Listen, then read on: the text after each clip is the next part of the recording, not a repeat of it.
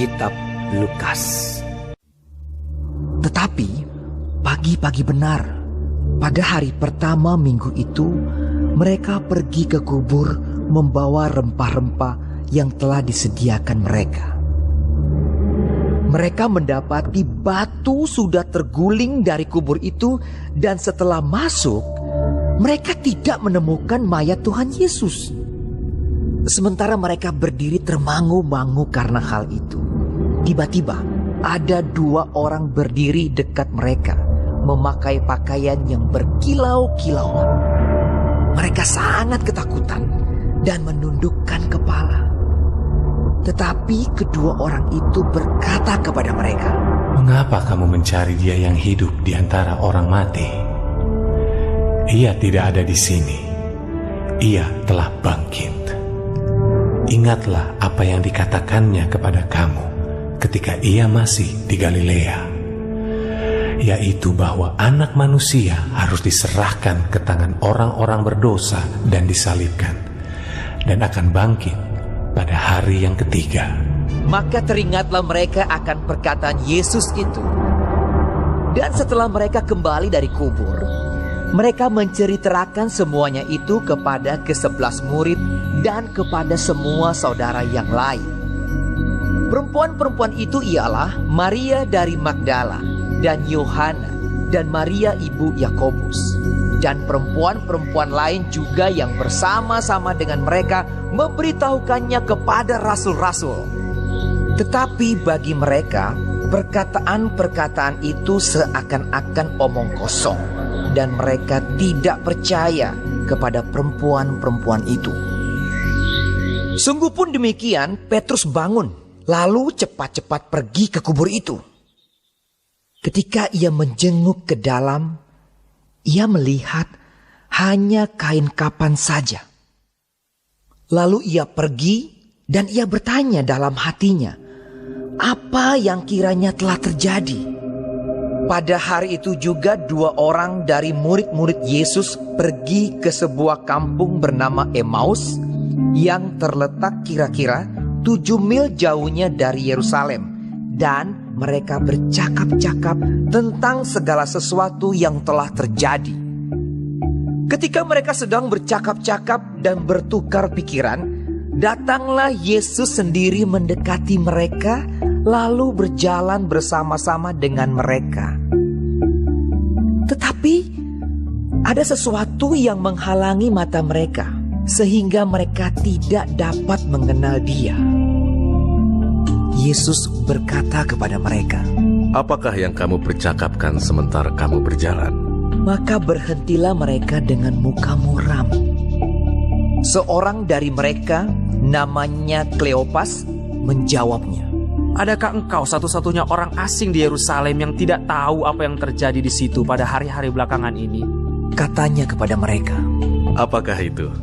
Jawab mereka, "Apa yang terjadi dengan Yesus orang Nazaret? Dia adalah seorang nabi yang berkuasa dalam pekerjaan dan perkataan di hadapan Allah dan di depan seluruh bangsa kami. Tetapi imam-imam kepala dan pemimpin-pemimpin kami telah menyerahkan Dia untuk dihukum mati, dan mereka telah menyalibkannya. Padahal kami dahulu mengharapkan bahwa Dialah yang datang untuk membebaskan bangsa Israel. Tetapi sementara itu telah lewat 3 hari sejak semuanya itu terjadi. Tetapi beberapa perempuan dari kalangan kami telah mengejutkan kami. Pagi-pagi buta mereka telah pergi ke kubur dan tidak menemukan mayatnya. Lalu mereka datang dengan berita bahwa telah kelihatan kepada mereka malaikat-malaikat yang mengatakan bahwa Ia hidup. Dan beberapa teman kami telah pergi ke kubur itu dan mendapati bahwa memang benar yang dikatakan perempuan-perempuan itu, tetapi Dia tidak mereka lihat." Lalu ia berkata kepada mereka, "Hai kamu orang bodoh, betapa lambannya hatimu, sehingga kamu tidak percaya segala sesuatu yang telah dikatakan para nabi. Bukankah Mesias harus menderita semuanya itu untuk masuk ke dalam kemuliaannya?" Lalu ia menjelaskan kepada mereka apa yang tertulis tentang Dia dalam seluruh kitab suci, mulai dari kitab-kitab Musa dan segala kitab nabi-nabi.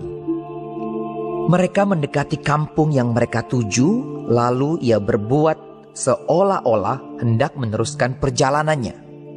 Tetapi mereka sangat mendesaknya.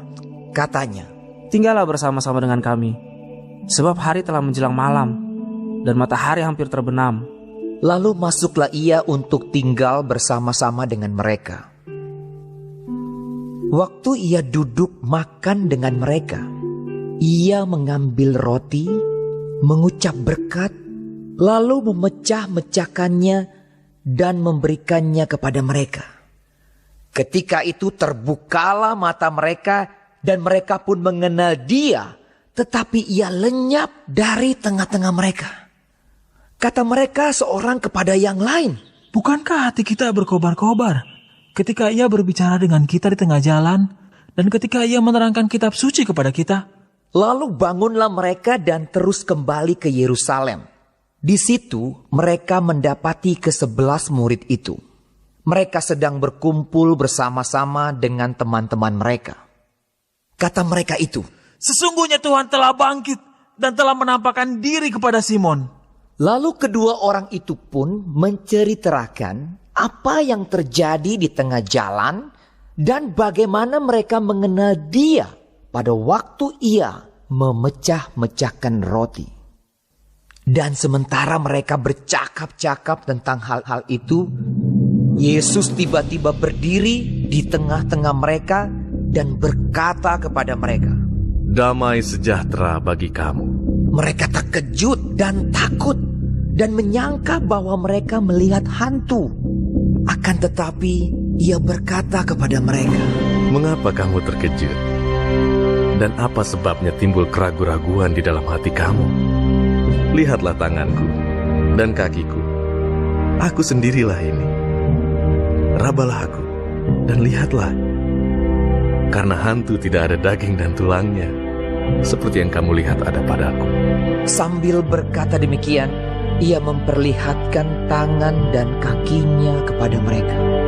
Dan ketika mereka belum percaya karena girangnya dan masih heran, berkatalah ia kepada mereka, Adakah padamu makanan di sini? lalu mereka memberikan kepadanya sepotong ikan goreng. Ia mengambilnya dan memakannya di depan mata mereka.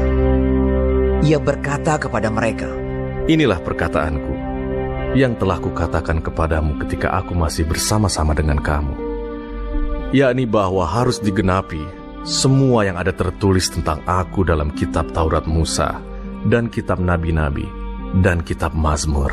Lalu ia membuka pikiran mereka sehingga mereka mengerti kitab suci. Katanya kepada mereka, Ada tertulis demikian, Mesias harus menderita dan bangkit dari antara orang mati pada hari yang ketiga. Dan lagi, dalam namanya berita tentang pertobatan dan pengampunan dosa harus disampaikan kepada segala bangsa, mulai dari Yerusalem. Kamu adalah saksi dari semuanya ini. Dan aku akan mengirim kepadamu apa yang dijanjikan Bapakku. Tetapi kamu harus tinggal di dalam kota ini sampai kamu diperlengkapi dengan kekuasaan dari tempat tinggi.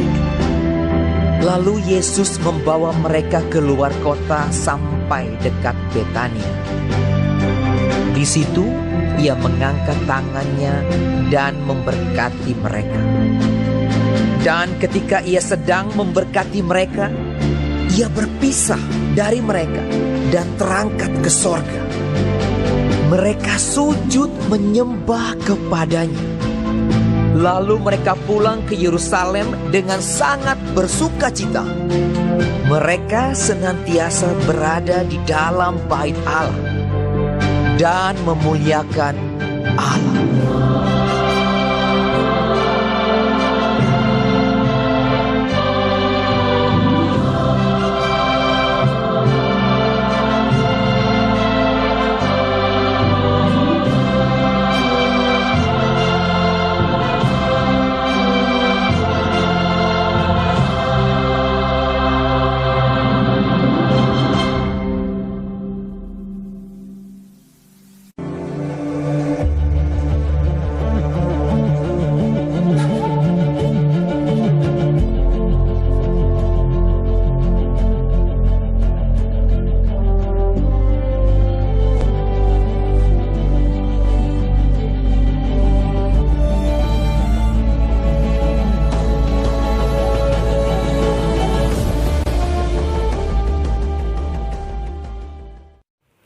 Shalom saudaraku yang kekasih di dalam Tuhan Yesus. Puji Tuhan, hari ini kita masih bisa hidup dan mempelajari firman Tuhan. Tuhan memberkati kita semua. Lukas 24. Peristiwa kebangkitan Tuhan Yesus telah diberitakan atau disampaikan oleh Tuhan Yesus sendiri sebelum kematiannya. Kebangkitan Tuhan Yesus adalah proklamasi bahwa Ia adalah anak Allah yang berkuasa. Tercatat di dalam Roma 1 ayat 4. Kebangkitan Tuhan Yesus adalah dasar iman Kristen. Sebab jika Tuhan Yesus tidak dibangkitkan, maka sia-sialah kepercayaan kamu dan kamu masih hidup dalam dosamu.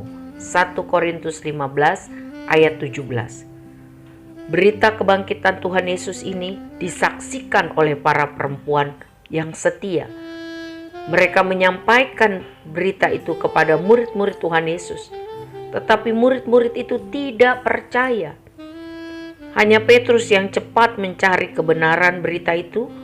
Dia datang ke kubur Yesus yang sudah kosong dan terbukti perkataan para perempuan itu benar. Kematian sebagai upah dosa telah dikalahkan oleh Tuhan Yesus. Tuhan Yesus telah bangkit. Akan membangkitkan kita juga dan memberi hidup kekal bersamanya.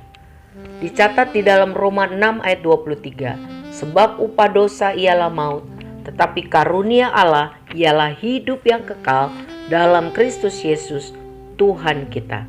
Oleh karena itu, andalkanlah Kristus. Selanjutnya mengenai Tuhan Yesus menampakkan diri di jalan ke Emmaus. 2 orang murid Tuhan Yesus sedang berjalan kaki ke Emmaus, sekitar 7 km dari Yerusalem. Mereka berbincang-bincang tentang info kebangkitan Tuhan Yesus yang bersumber dari kesaksian para perempuan yang setia dan beberapa murid Tuhan Yesus. Tetapi hal tersebut belum mereka mengerti. Dan ketika Tuhan Yesus datang kepada mereka, mereka juga tidak mengenali Dia karena ada sesuatu yang menghalangi mata mereka. Tapi dengan sabar Tuhan Yesus mengarahkan, membimbing mereka sampai mata mereka dapat mengenali bahwa itulah Tuhan Yesus. Dia telah bangkit.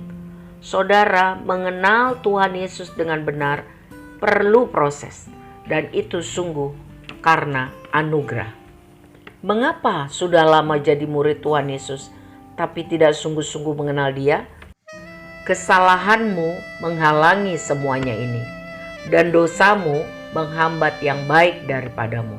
Jadi dosa menghambat atau menyebabkan kehilangan semua hal yang baik, termasuk pengenalan yang lebih, pengenalan yang sungguh tentang Tuhan Yesus. Sebab itu saudara, kita harus mengenal dan memahami firman Tuhan dengan benar dan utuh, bukan sepotong-sepotong. Karena itu sangat mempengaruhi cara pandang kita, sikap hidup kita. Sebab itu saudara, saya mengajak, ayo setia mempelajari firman Tuhan. Ayo setia mengikuti pendalaman Alkitab Clearsight ini setiap hari. Selanjutnya, mengenai Tuhan Yesus menampakkan diri kepada semua murid dan kenaikan Kristus. Saat para murid sedang berkumpul dan berdiskusi tentang kebangkitan Kristus, tiba-tiba Yesus ada di tengah mereka. Dan Yesus menegaskan bahwa Ia bukan hantu. Ia membuktikan dengan makan sepotong ikan goreng. Lalu Tuhan Yesus mengajari mereka tentang penggenapan kitab suci, tentang Mesias, sehingga akhirnya mereka baru mengerti. Saudara, Tuhan Yesus berkata bahwa berita tentang pengampunan dosa bagi segala bangsa yang hanya melalui Tuhan Yesus yang sudah mati dan bangkit harus disebarkan, harus disaksikan kepada seluruh bumi, supaya banyak orang boleh mendengar, percaya, bertobat, dan diselamatkan.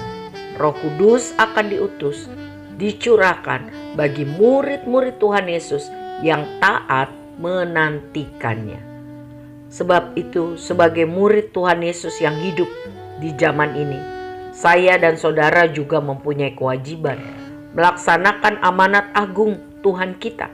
Tercatat di bagian ini dan juga di dalam Matius 28 ayat 19 sampai 20. Karena itu pergilah, jadikanlah semua bangsa muridku, dan baptislah mereka dalam nama Bapa dan Anak dan Roh Kudus, dan ajarlah mereka melakukan segala sesuatu yang telah kuperintahkan kepadamu.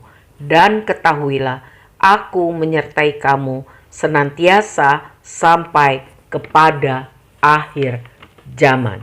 Amin. Tuhan tolong kita menjadi pelaku firman.